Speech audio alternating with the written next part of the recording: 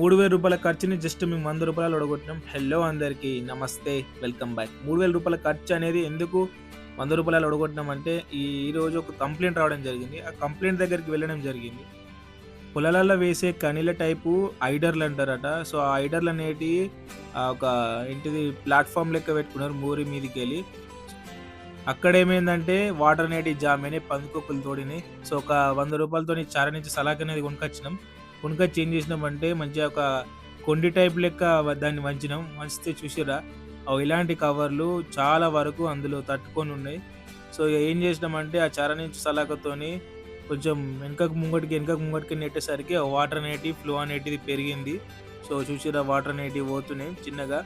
So, ఇగ ఆ ఖర్చనేది ఆ రూ. 3000 ఖర్చంటే ఏందంటే కంప్లెయింట్ ఇయ్యడంతోని ఒడ్డోళ్ళని పిలిపిచ్చిర్రు. అవన్నీ తీపిద్దామని జూషిర్రు. సో, ఆడ మేము రూ. 100తోని ఒడగొట్టేసినాం. వాటర్ అనేటివి వెళ్తున్నాయి ప్రస్తుతానికి. తర్వాత తర్వాత యేసుకుంటారు గావచ్చు.